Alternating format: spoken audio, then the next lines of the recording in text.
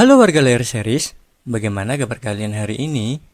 Apakah masih terjebak di dunia roh, dunia kegelapan, atau jangan-jangan masih terjebak di dunia mimpi yang penuh dengan loli-loli cantik dan imut? Saya berharap semoga kita segera berpindah di dunia yang dimana keinginan kita semuanya tercapai. Hari ini kita akan membahas World of Immortal episode ke-20.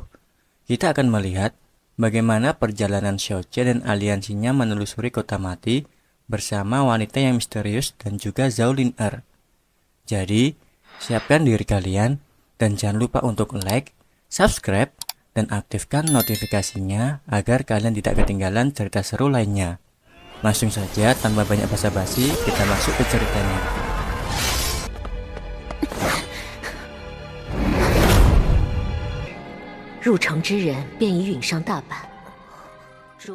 Di awal cerita, Xiao Chen masih terlibat dalam diskusi dengan wanita berjadar yang sebelumnya mengajaknya bekerja sama untuk menghadapi kota mati.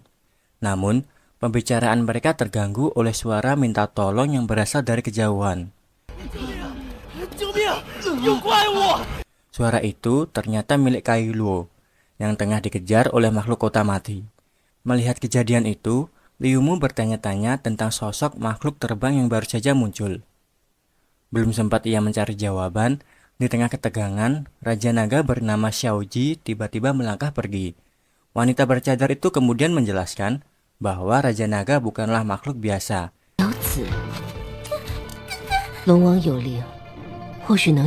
Ia memiliki kecerdasan luar biasa dan kemungkinan besar sedang mencari jalan keluar dari situasi berbahaya ini.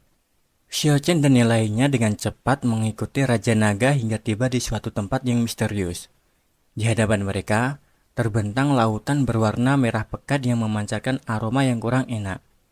Zhao Lin-Er segera menyadari bahwa ini bukan sekedar air biasa, melainkan sungai darah yang menurut legenda mampu menghapus dosa dan mengalir melalui jiwa.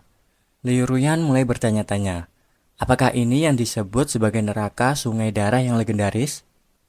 Sementara itu, Yanqing mengamati sekeliling dengan ekspresi serius. Setelah beberapa saat, ia menyimpulkan bahwa tempat ini memang sesuai dengan deskripsi legenda. Sungai darah dan jembatan batu yang menjadi satu-satunya jalan keluar. Tanpa ragu, Yanqing segera mengajak yang lain untuk menyeberangi jembatan batu jika mereka ingin selamat. Namun, Liu Ruyan merasa ragu dan enggan mengikuti saran tersebut. Melihat keraguan itu, wanita bercadar dengan tenang meyakinkan mereka untuk sementara mengikuti petunjuk Yanqing. Tak lama mereka mulai melangkah menuju jembatan.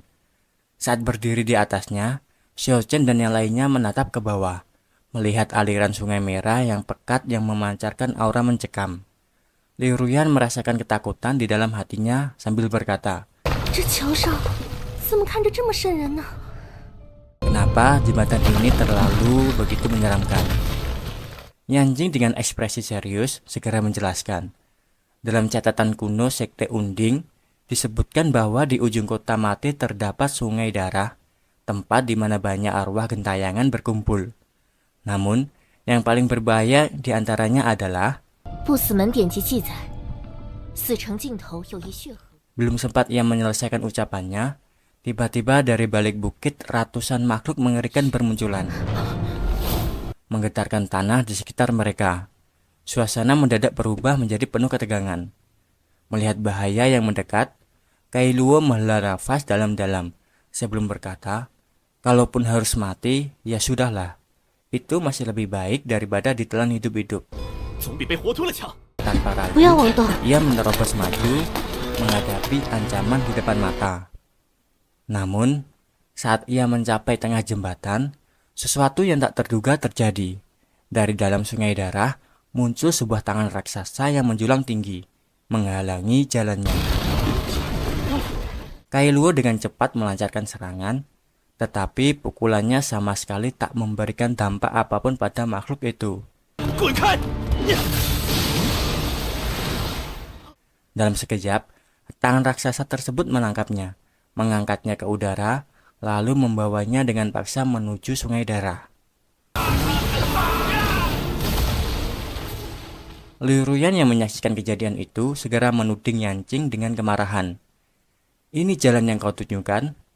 Jalan yang justru membawa kita ke dalam bahaya. Namun, Yancing tetap tenang, tidak terpengaruh oleh tuduhan tersebut. Dengan berkata, bertindak ceroboh dan gegabah hanya akan membawa kematian. Apa yang perlu disesali? Katanya dengan dingin. Ia lalu menatap sungai darah dengan tatapan tajam sebelum melanjutkan. Dalam catatan kuno, Sekte Unding tertulis dengan jelas, melewati sungai darah maka ada jalan menuju kehidupan. Lalu, Liu Mu melihat ratusan makhluk berterbangan dari balik bukit, melesat ke arah mereka. Di kejauhan, Dongfeng dan Biksu Yizhen tampak berlari dikejar oleh makhluk-makhluk itu sambil terus bertarung. Menyadari situasi tersebut, Xiao Chen segera bergerak dan menghampiri Biksu Yizhen untuk membantunya. Biksu Yizhen yang melihat Xiao Chen datang, langsung menyapanya dan mengucapkan terima kasih. Untuk sementara, mereka semua bekerja sama menghadapi makhluk-makhluk berterbangan itu.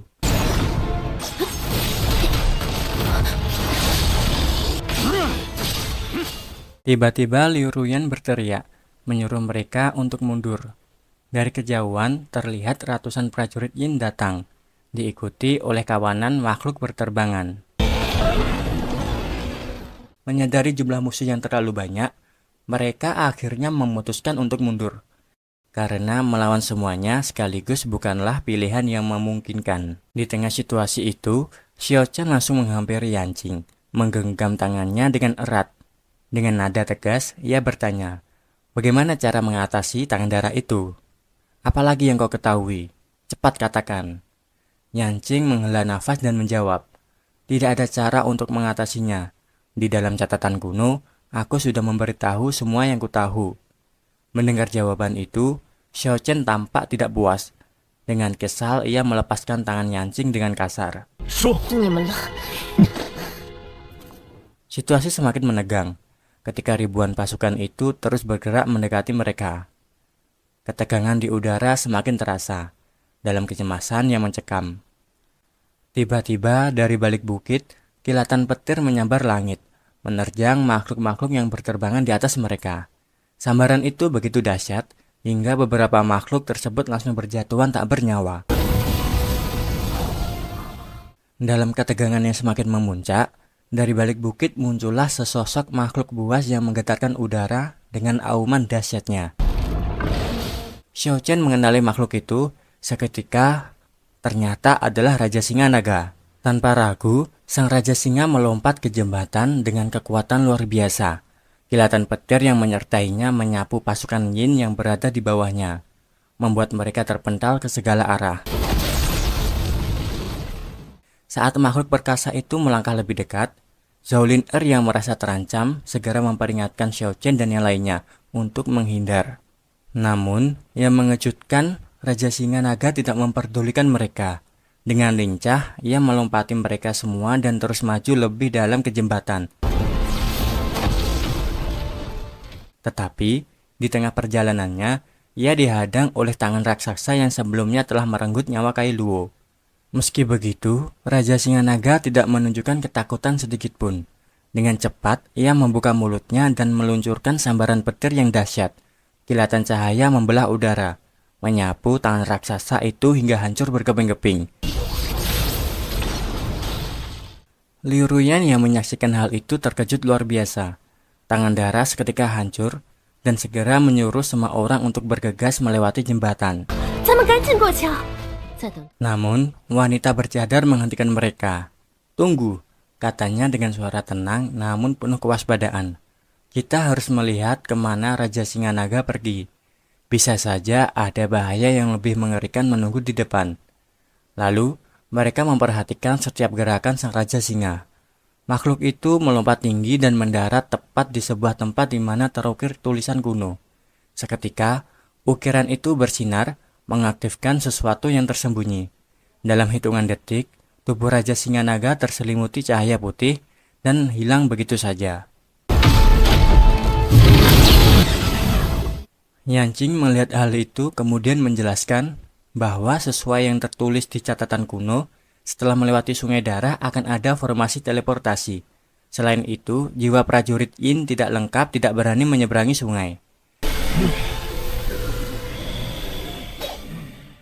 Mendengar hal itu, wanita bercadar segera mengambil keputusan. Kita tidak punya banyak waktu. Cepat, semua orang melewati jembatan ini. Tanpa ragu, mereka semua bergerak dengan cepat, berlari lebih dalam ke jembatan tersebut. Namun, di tengah perjalanan, suara retakan muncul dan membuat sebagian jembatan itu mulai runtuh. Yancing yang berada di barisan belakang kehilangan keseimbangan dan hampir terjatuh ke sungai darah. Namun, sebelum tubuhnya jatuh ke dalam sungai, Xiao Chen dengan cepat meraih tangannya dan dengan sekuat tenaga menariknya kembali ke atas jembatan. Lalu, Xiao Chen menyuruh untuk jangan tertinggal dan mengikutinya dari belakang.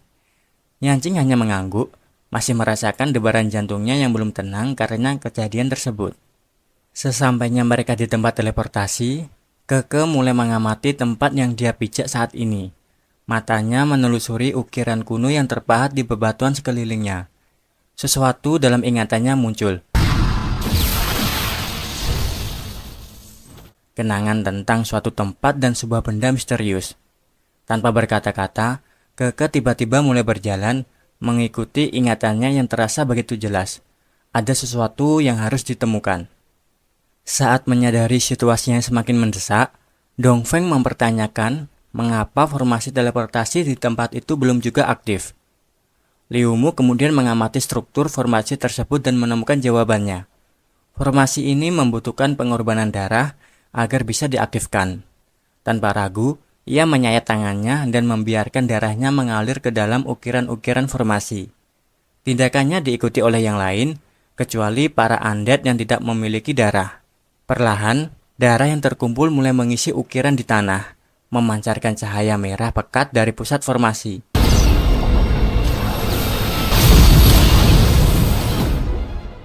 Xiao Chen mengira mereka telah berhasil. Tetapi Liu Mu segera menyadari ada yang tidak beres. Energi formasi ternyata telah mengering, dan darah saja tidak cukup untuk mengaktifkannya. Sebelum mereka sempat mencari solusi, ledakan besar mengguncang area sekitar. Dari balik reruntuhan, muncul sesosok makhluk raksasa yang dikenal sebagai malaikat tanpa kepala. Menghancurkan setiap bangunan yang ada di hadapannya. Di atas kepala makhluk tersebut, Keke tampak menghindari setiap serangan dengan lincah, membuat semua orang bertanya-tanya, sejak kapan ia berada di sana. Xiao Chen menyadari hal itu. Ia segera keluar dari tempat teleportasi dan menyelamatkan Keke. Namun, saat dia mau melangkah keluar, dia dilarang karena mereka akan mengaktifkan teleportasi tersebut. Namun, di sini Xiao Chen menghiraukannya dan tetap pergi menyelamatkan Keke. Di saat yang sama, ratusan makhluk berterbangan mulai bergerak menuju lokasi mereka dengan cepat, menambah tekanan terhadap kelompok yang sudah dalam posisi sulit. Biksu Yizhen bersiap menghadapi ancaman ini, diikuti oleh yang lain yang mulai mencabut senjata mereka. Wanita bercadar yang sejak awal belum banyak bertindak, akhirnya maju ke depan dan mulai melantunkan sebuah mantra.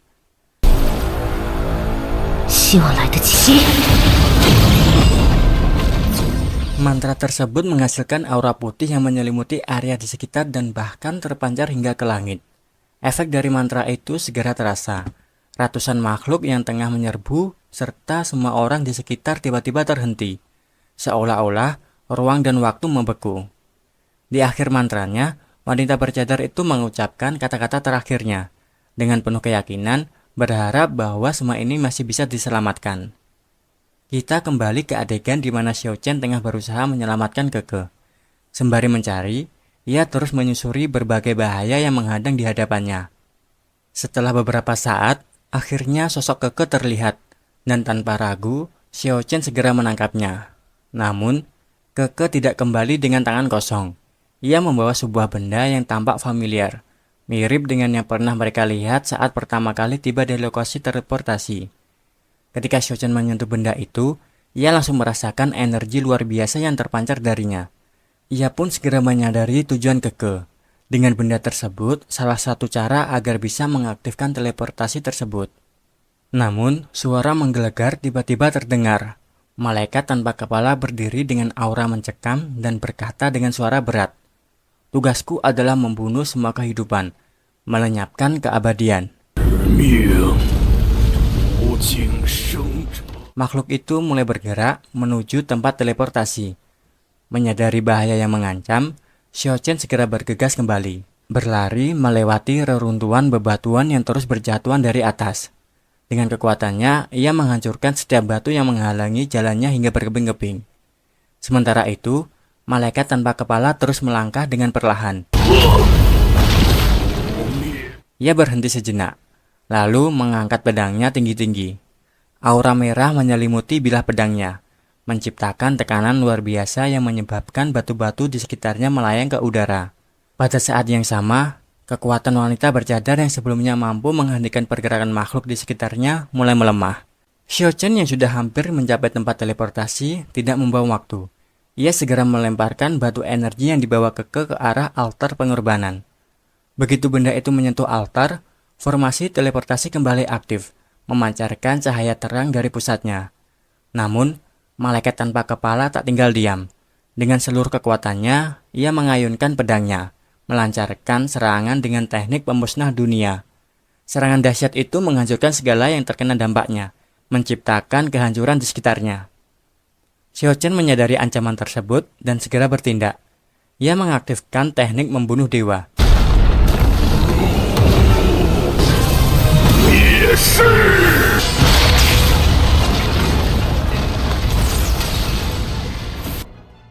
Sebuah kekuatan luar biasa yang langsung menyelimuti area sekitar dengan aura keemasan yang begitu dahsyat. Tanpa ragu, ia melancarkan satu pukulan jarak jauh dengan teknik ini. Energinya melesat cepat, menghantam langsung malaikat tanpa kepala. Makhluk itu tak mampu menahan serangan Xiao Chen, dan dalam sekejap tubuhnya terbakar hingga tak tersisa.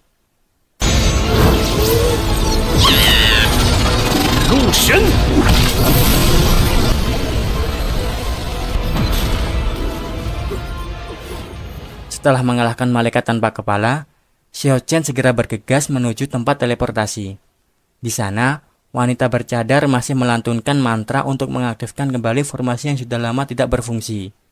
Dari mantranya, energi cahaya putih yang lebih kuat menjulang tinggi ke langit, menyelimuti area tersebut dengan pancaran luar biasa. Saking kuatnya energi itu, makhluk-makhluk yang mencoba mendekat langsung hancur tanpa bisa melawan. Setelah beberapa saat, wanita bercadar menoleh ke arah Xiao Chen dan berkata bahwa formasi telah selesai. Teleportasi akan segera aktif, dan ia harus segera masuk ke dalamnya. Tanpa berpikir panjang, Xiao Chen langsung melompat ke dalam teleportasi. Namun, tepat saat ia hendak masuk, cadar yang dikenakan wanita tersebut tiba-tiba terlepas, memperlihatkan wajah aslinya, begitu cantik dan familiar di mata Xiao Chen. Seketika, teleportasi pun aktif. Cahaya yang menyelimuti tempat itu semakin terang sebelum akhirnya membawa Xiao Chen pergi. Saat kesadarannya kembali, Xiao Chen mendapati dirinya terbaring di sebuah tempat asing, terletak di antara reruntuhan sebuah gunung yang dikenal sebagai Gunung Suci Kelanaga. Ia membuka matanya perlahan, lalu bertanya dengan kebingungan, "Di mana yang lainnya?" Namun, rekannya yang berada di dekatnya hanya bisa menjawab, "Kami juga tidak tahu." Xiao Chen kemudian bangkit dan mulai mengamati sekeliling. Patung-patung besar berdiri megah di antara puing-puing bangunan, menandakan bahwa tempat ini dulunya memiliki sejarah besar. Namun, sebelum ia sempat mengamati lebih jauh, Keke tiba-tiba berjalan menuju sebuah pancaran cahaya yang tampak di area tersebut. Melihat hal itu, Xiao Chen dan yang lainnya segera menyusulnya. Tatapannya terus mengamati sekeliling. Dan dari bentuk bangunan yang tersisa, ia mulai menyadari bahwa tempat ini tampaknya seperti reruntuhan sebuah istana kuno. Tak lama setelah itu, Keke tiba-tiba menghentikan langkahnya. Di hadapannya, sebuah artefak kuno berdiri di tengah ruangan. Xiao Chen yang memiliki pemahaman akan tulisan kuno segera membaca dan mengartikannya. Lautan darah, gunung tulang, dan kota kematian. Di bawah kota mati ini masih ada tanah suci, ucapnya. Dari lukisan yang terpahat di artefak tersebut, ia bisa melihat bahwa suku naga pernah mengalami penindasan. Perlahan, sebuah pertanyaan muncul dalam benaknya. Apakah semua ini ada hubungannya dengan kota mati? 族被镇压，似乎跟死城有很大渊源。 Namun, yang lebih mengganggunya adalah perasaan aneh yang muncul dalam dirinya. Wajah wanita bercadar tadi dan pedang giok yang dia pegang, mengapa ia terlihat begitu familiar? Dan tiba-tiba, sebuah ingatan lama muncul dalam pikirannya, disertai bayangan wajah yang begitu familiar. Wanita bercadar itu, apakah dia Lanuwo? Dengan momen penuh ketegangan ini, episode ke-20 pun berakhir, menyisakan misteri yang masih tersembunyi. Perjalanan Xiaochen dan aliansinya semakin mendekati inti rahasia kota mati. Tulis di kolom komentar, menurut kalian, apakah Xiaochen akan bertemu kembali dengan wanita bercadar yang menurutnya adalah kenalan lamanya, yaitu Lanwo. Terima kasih sudah menonton, dan jangan lupa untuk dukung terus channel ini dengan menekan tombol like, subscribe, dan aktifkan lonceng notifikasinya supaya kalian bisa langsung tahu saat episode terbaru rilis. Sampai jumpa!